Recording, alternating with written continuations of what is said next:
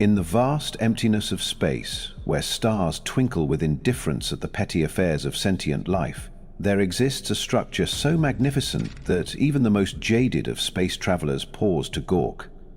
The grand interspecies arena of Nexus 7, affectionately known as the slaughterhouse to those with a more realistic understanding of its purpose, floated in orbit around a nondescript gas giant, its gleaming obsidian surfaces reflecting the distant light of a dying sun. The slaughterhouse wasn't just an arena, it was a statement that said, "Look how civilized we are, watching beings tear each other apart for our entertainment while sipping on drinks with utterly unnecessary amounts of umbrellas." Because nothing says advanced galactic society quite like gladiatorial combat with a merchandising deal. Today, the arena buzzed with particular excitement. Beings of all shapes, sizes, and states of matter pressed against each other in the stands, a writhing mass of anticipation that smelled vaguely of fried food and questionable life choices. The reason for today's sold-out audience? A human was competing, not just any human, the first female human to qualify for the championship circuit. The novelty alone had ticket prices soaring to levels that could fund a small planetary invasion, which, coincidentally, was exactly what several attendees were planning to bankroll with their winnings from today's slaughter. The odds against the human were astronomical, and the betting pools were deep enough to drown a Jovian whale. And now, boomed the announcer, a gelatinous mass whose voice somehow managed to sound both sticky and metallic. Entering the arena from the backwater spiral arm of a forgettable galaxy, representing the species that still thinks digital watches are a pretty neat idea. Please try to contain your laughter for the human. The crowd did not, in fact, contain their laughter. A wave of hooting, clicking, whistling, and what might have been flatulence but was actually the gaseous nebulite's form of applause, washed over the arena. The human stepped out from the shadowed entryway, and the laughter redoubled. Standing at a mere 175 centimeters, with a mass that wouldn't even register as a rounding error to most of the competitors, she looked about as threatening as a synthetic flower in a war zone. Her competition suit, standard issue for newcomers to the circuit, hung awkwardly on her frame, clearly designed with beings possessing more appendages, exoskeletons, or at minimum dignity, in mind. Designation A73332191, continued the announcer, known in her primitive verbal communication system as... There was a pause, followed by a sound like someone trying to clear their throat while gargling rocks, which was apparently the announcer's best attempt at pronouncing her name. The human rolled her eyes. 4 months in space and not a single alien could be bothered to learn how to say Elaine. From the VIP observation bubble, suspended like an overpriced soap bubble above the arena floor, Arch Director ZK Voon watched with 6 of his 8 eyes. The remaining 2 focused on his financial terminal as he placed another substantial bet against the human. His chitinous mandibles clicked in amusement. "The humans continue to amuse me," he chittered to his aide. "Sending such fragile specimens to compete. One would think after the last 3 were liquefied they might reconsider." His aide, a hyper-evolved salamander whose species name contained 43 clicks and a yodel, nodded obsequiously. "Perhaps they consider it an honor to be liquefied for our entertainment, most exalted one. Perhaps. Or perhaps they are simply too stupid to understand the futility of their participation. Either way, it makes for excellent ratings." Skavoon's outer membrane rippled with satisfaction. The advertisers are particularly pleased with the demographic engagement metrics for this event. Below, the competitors were lining up for introduction. Beside the human stood a Chronaxian warbeast, 3 meters of rippling muscle, chitinous armor, and evolutionary spite. Its 4 arms ended in natural blades that had been surgically enhanced with molecular edge technology. It turned one of its sensory clusters toward the human and emitted a sound like a garbage disposal choking on a spoon. "He says your skeleton would make an inadequate toothpick," helpfully translated the arena's VI system. The human nodded politely. "Tell him I'm honored that he's thinking about putting any part of me in his mouth, but I'm just not interested in that kind of relationship." The VI paused, clearly wondering if this was within its translation parameters, before relaying a sanitized version that nevertheless caused the Chronaxian to roar in what might have been laughter or a declaration of holy war. With Chronaxians, the difference was largely academic. On the human's other side loomed a Voidstalker, a being made primarily of gravitationally constrained shadow matter and existential malice. It didn't so much stand as suggest an absence of anything else in its place. The arena's environmental containment field hummed audibly, straining to prevent the Voidstalker from accidentally collapsing the local space-time continuum out of sheer boredom. The other competitors were similarly intimidating. A pyroclast, whose body temperature averaged just below that of an active stellar core. A quantum shifter, whose precise location was a matter of statistical probability rather than physical certainty. And a mecha amalgam, a collective consciousness housed in a combat chassis assembled from the deadliest technologies salvaged from 17 extinct civilizations. And then there was the human, standing there with her tragically limited number of limbs, embarrassingly unstable molecular structure, and that thing they called hair that just sort of sat there, doing nothing useful whatsoever. Combatants. The announcer's voice reverberated. Prepare for the gauntlet of Nyx. The arena floor began to reconfigure. Segments rising, falling, sliding to create a landscape of nightmares. Gravity plates activated selectively, creating pockets of crushing force and zero-G freefall zones.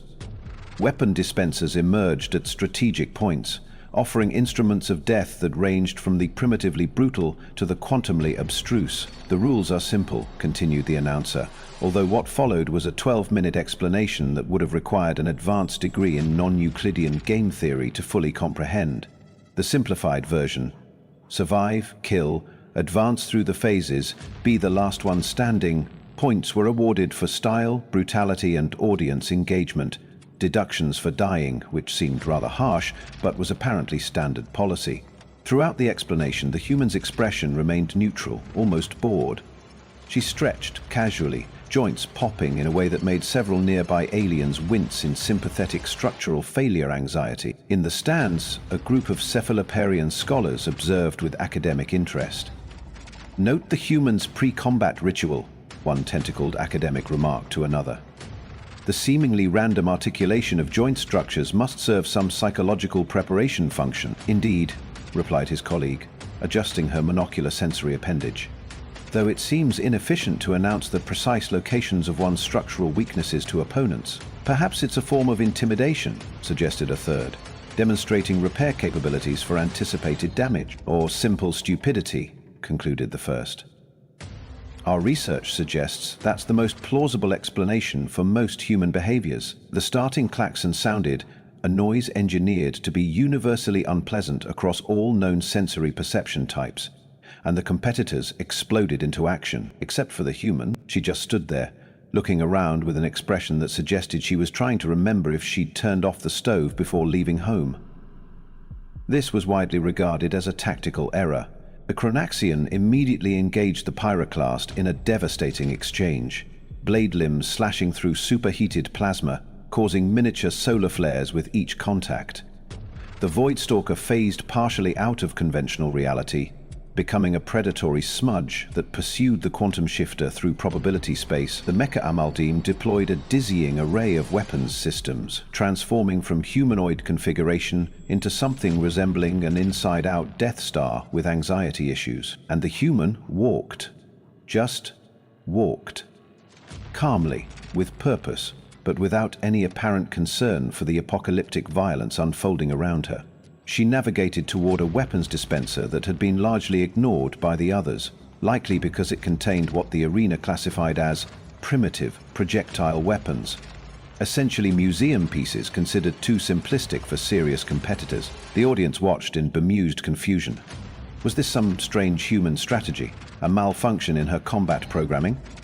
The early onset of acceptance in the face of inevitable doom. The human competitor appears to be shopping, commented the announcer, bewilderment evident even through the translator. An unusual approach to survival combat in the VIP bubble. Zakevu chittered anxiously. What is it doing?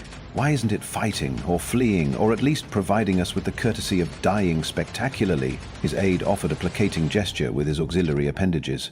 Perhaps their species faces death through retail therapy, most exalted one. Meanwhile, the human had selected what appeared to be an embarrassingly obsolete kinetic weapon. essentially a metal tube attached to a handle, and was examining it with the casual interest of someone choosing between slightly different shades of beige paint. The first competitor fell, the quantum shifter, whose probabilistic existence had been forcibly collapsed into a singularity of certainty, specifically the certainty of being very, very dead, by the Voidstalker. The crowd roared its approval as the shadowy entity absorbed its victim's essence, growing perceptibly darker and more malevolent. The scoreboard updated. The human remained at 0 points, now firmly in last place among the surviving competitors. The Chronaxian, having driven the pyroclast into a defensive retreat, noticed the seemingly distracted human and decided to capitalize on what appeared to be easy prey. It charged, all 4 blade arms extended in an attack formation that had been optimized through thousands of years of evolutionary bloodshed. The human looked up just as the Chronaxian closed the distance, and then she did something that confused everyone watching. She stumbled. Not the dignified, evasive maneuver one might expect from a championship competitor, but an embarrassing, awkward trip that sent her sprawling backward, the primitive weapon flying from her grip. The audience erupted in laughter and jeers. Even the other competitors paused momentarily to witness this confirmation of human inadequacy. "Ooh," crooned the announcer with sadistic delight. "It appears our human contestant has experienced catastrophic motor function failure at a rather inopportune moment. The betting calculations are being updated to reflect this development, which experts are calling entirely predictable." The Chronaxian loomed over the fallen human, blade limbs raised for what promised to be an anatomically educational dismemberment. Its sensory clusters pulsed with predatory triumph. "Your species will be remembered as a footnote in the arena archives," the translator rendered its gurgling speech. A cautionary tale of misplaced ambition. The human looked up at the Chronaxian, then passed it to the massive chronometer displayed on the arena wall. She appeared to be counting down. 15. The Chronaxian began its killing stroke. 14. The audience leaned forward collectively. 13. Betting systems processed a final flurry of wagers. 12. The human's expression shifted from apparent fear to something altogether different, and that's when everyone realized they'd made a terrible mistake. The stumble transformed into a fluid roll that carried her precisely to where her discarded weapon had fallen. The movement was so fast that several recording devices failed to properly capture the transition. The Chronaxian's blade struck empty floor, becoming momentarily embedded in the arena's surface. 9. The human was up, weapon in hand. The previously awkward-looking competitor suddenly moving with a predatory grace that sent an instinctive chill through every watching species that still possessed survival instincts. 8. The primitive weapon made a sound like redistributed air pressure. An actual, chemically propelled projectile weapon, not the harmless replica everyone had assumed. The Chronaxian's primary sensory cluster erupted in a spray of biological matter. 7. The crowd's cheering faltered, replaced by confused murmuring. This wasn't in the promotional materials. 6. The human was moving again, not toward the remaining competitors, but toward the environmental control junction embedded in the arena floor. The one that the audience hadn't even noticed because it was maintenance infrastructure, not part of the competition. 5. The pyroclast, sensing a threat in the human's purposeful movement, diverted from its engagement with the mecha amalgam and sent a superheated plasma burst toward the human. 4. The human didn't dodge. There wasn't time. Instead, she angled her body minimally, allowing the plasma to sear across her left side. The competition suit blackened and melted, exposing flesh that blistered instantly. She didn't scream. She didn't stop moving. 3. The Voidstalker, having fully absorbed the quantum shifter's essence, turned its attention toward this unexpected development, beginning to phase into an intercept course. 2. The human reached the environmental control junction, dropped to one knee, and did something so outrageous that it took the arena VI a full second to process the security breach alert. She interfaced directly with the system, bypassing security protocols with what appeared to be pre-prepared override codes. 1. Wait, said the announcer, genuine alarm replacing the theatrical excitement. This isn't part of the... 0. The arena's environmental containment field hiccuped. For the Voidstalker, that momentary lapse was catastrophic. Without the precisely calibrated field constraining its shadow matter form, it began to unravel. its carefully maintained existence dissolving back into the primordial void stuff from which it had been coalesced. It didn't die so much as cease to be a coherent concept. The Pyroclast faced a different problem. The environmental systems not only contained competitors, they also protected the arena from them.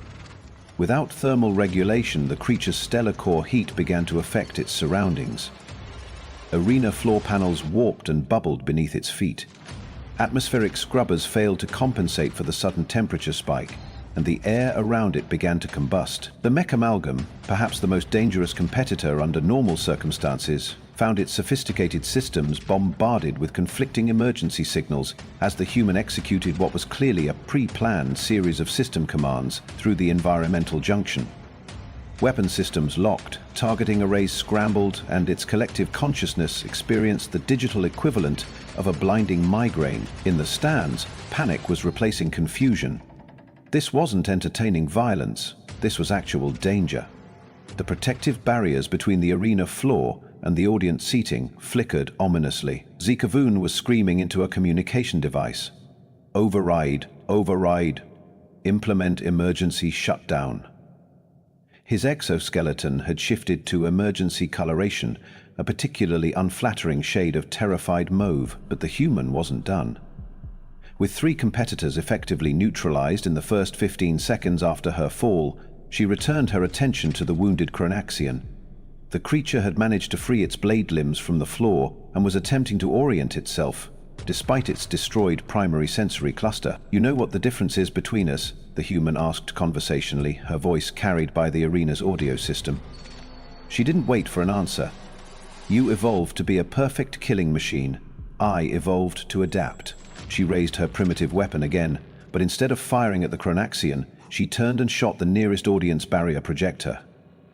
The sound that followed was not the expected crack of a kinetic projectile, but a whump of something altogether more chemically enthusiastic. The barrier didn't just fail, it shattered, the projector exploding in a shower of component parts. That was when the real screaming began. "Ladies, gentlemen, and unclassifiable entities," the human's voice cut through the growing chaos, amplified by the arena's own systems that she had apparently seized control of. "I suggest you run." They did. The stampede that followed would later be described by xenosociologists as a perfect case study in multi-species panic response, which was academic speak for everyone lost their minds and trampled each other. The human turned back to the environmental control junction and made a few final adjustments. Arena lighting shifted to emergency protocol, bathing everything in a sinister red glow. Containment doors that should have sealed automatically remained stubbornly open. Evacuation routes that should have been clearly marked flickered with contradictory directions. The Pyroclast, still very much active and now effectively unleashed, was beginning to understand the opportunity presented. Without environmental containment, its natural radiance was no longer suppressed. It began to glow brighter, temperature rising toward its comfortable baseline, approximately that of a small star. Sections of seating nearest to the arena floor began to smoke, then melt. The mecha amalgam, partially recovered from the system shock, made a calculated decision and directed its impressive firepower not at the human but at the nearest exit, clearly intending to force its way out before the situation deteriorated further. The resulting explosion removed a significant portion of the arena's outer structure, exposing several decks to the vacuum of space. Emergency force fields snapped into place, but they were designed for small breaches, not wholesale structural failure. In the VIP observation bubble, Zekavoon watched in horror as his perfectly orchestrated entertainment spectacle devolved into catastrophe. "Ow?" he chittered frantically to his aide, who was attempting to squeeze his elongated body into an escape pod designed for beings half his size. How could this happen? The human had a 15% survival rating. 15%! His aide paused his contortionist effort long enough to reply.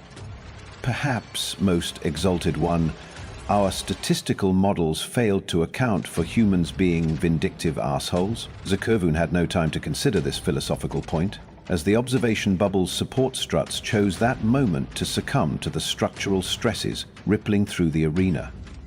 The bubble didn't so much detach as liberate itself enthusiastically from the dying structure, tumbling away into space with its occupants experiencing what humans might call a really bad day at the office. and what insurance companies universally classify as an act of God or equivalent hostile entity. Down in what remained of the arena, the human surveyed the chaos with clinical detachment. The Chronaxian had wisely retreated through one of the competitor access tunnels. The pyroclast was having what appeared to be the time of its life, finally able to express its true incandescent self without restraint. The mecha amalgam had escaped through the breach it created, presumably to reconsider its life choices in a less actively disintegrating location. The human nodded to herself, apparently satisfied with the unfolding catastrophe. She consulted a small device strapped to her wrist, an actual mechanical timepiece, archaic technology that had proven immune to the digital disruptions she had unleashed. "Right on schedule," she murmured. A new alarm began to sound. Not the theatrical warnings of the competition, but the genuine existential panic of a station recognizing its imminent demise. The human made her way unhurriedly toward a maintenance shaft, stepping over debris and occasional unconscious spectators with equal indifference. As she reached the shaft entrance, she paused and looked back at the devastation. The once magnificent arena was now a smoking, partially molten ruin, with sections open to space and others consumed by unchecked fires. Emergency systems warred with her sabotage, creating pockets of contradictory response throughout the structure. The scoreboard, somehow still functional, displayed her name at the top, with a point value that simply read "Air." 3 decks down and half a kilometer away, in a service bay that had been systematically removed from the arena's main security systems 3 months prior, a small interstellar craft powered up. Its engines were already warm, life support active, navigation systems plotting an exit vector that would take advantage of the chaos to slip past the usually vigilant orbital defense grid. The human dropped into the maintenance shaft, grimacing as the movement pulled at her plasma-burned side. Pain was information, not an obstacle. She'd get proper medical attention once she was clear. For now, the mission remained the priority. 17 minutes later, as the service bay doors cycled open, she settled into the pilot's seat of the waiting craft. The communication system activated automatically, connecting to a heavily encrypted channel. "Package delivered," she reported simply. Arena response was as predicted. "Evacuation in progress." The response came through with minimal delay. "Confirmed. Excellent work, Commander. The diversion has drawn precisely the reaction we needed. The main fleet has bypassed the Nexus 7 defense grid, while their forces are responding to your performance." "Casualties?" she asked, her tone professional but with an undercurrent of genuine concern. "Minimal. Your target selection was precise. The structural damage forced evacuation before the secondary effects could claim significant lives." "As intended," she nodded, although there was no visual transmission. "Extraction proceeding as planned. ETA to rendezvous point is 43 minutes, assuming standard pursuit protocols." "Understood. Be advised that your actions have generated considerable interest within the Galactic Council. The diplomatic corps sends their regards and suggests you might consider a career change if military service becomes politically complicated." A small smile touched her lips as she guided the craft away from the dying arena. Behind her, secondary explosions were beginning to ripple through the structure as critical systems failed catastrophically. "Tell the diplomats I'm perfectly happy where I am, though I suppose I won't be invited back to compete next season." The dry chuckle that answered her suggested her handler appreciated the understatement. "Safe travels, Commander. Earth awaits your return." As her ship accelerated away from Nexus 7, already preparing for the jump to FTL, the human allowed herself a moment of satisfaction. The mission had accomplished its primary objective, demonstrating that humans were not the easily dismissed weak species the galactic community had assumed. The arena disaster would be reported throughout civilized space, analyzed and discussed in council chambers and military briefings. They had wanted a show. She had given them one they would never forget. The next time a human walked into an arena, no one would be laughing. Well, no one except the human. In the ruins of what had once been the most prestigious combat venue in the galaxy, as emergency services struggled to contain the ongoing destruction, a partially melted display screen flickered with a message that had been buried deep in the system, timed to appear only after the environmental controls were compromised. "Thanks for the invitation. Humanity respectfully declines further participation in your evolutionary demonstration project. We'll be conducting our own assessment of galactic species moving forward." Good luck with the rebuilding effort. And below that, in smaller text that would later puzzle xenolinguists attempting to translate its cultural significance. Hex. We were never trapped in here with you. You were trapped in here with us. Somewhere in deep space, a human smiled and plotted a course for home. In the aftermath of what political commentators across 17 systems would come to call the Nexus 7 incident, and military analysts more bluntly termed the human warning, the Galactic Council convened an emergency session. The Grand Chamber, with its floating platforms arranged in concentric rings to accommodate the bewildering variety of environmental needs of its members, buzzed with anxious conversation. Archdirector Zakun was conspicuously absent, his platform empty except for a small holographic notice indicating administrative leave pending investigation. The unofficial word was that he had been found in an escape pod, still clutching betting receipts and screaming about statistical anomalies. "Order! Order in the council!" The chief mediator, a gaseous entity contained within an ornate hovering apparatus, pulsed with authoritative luminescence. "We must address the human situation with clarity and precision." "Clarity?" bellowed Representative Grigfar of the Tundari Collective, his 4-meter frame quivering with barely contained rage. A single human infiltrated our most secure entertainment facility, disabled safety protocols that have operated flawlessly for 800 cycles, and caused damage estimated at 6 billion credits. What more clarity do we need? This was an act of war. A ripple of agreement moved through certain sections of the chamber, primarily among species who had evolved from apex predators and consequently tended to view most interactions through the lens of dominance challenges. "If I may offer a perspective," interjected the representative from the consortium of evolved intelligences, her holographic form shifting through patterns that indicated thoughtful analyses rather than emotional response. "Our preliminary review suggests this was not, in fact, an act of war, but rather a precisely calculated demonstration." The chamber quieted, attention focusing on the holographic entity. The consortium was known for its dispassionate analysis and frustrating tendency to be correct in matters of interspecies psychology. "Please elaborate," requested the chief mediator. "Certainly.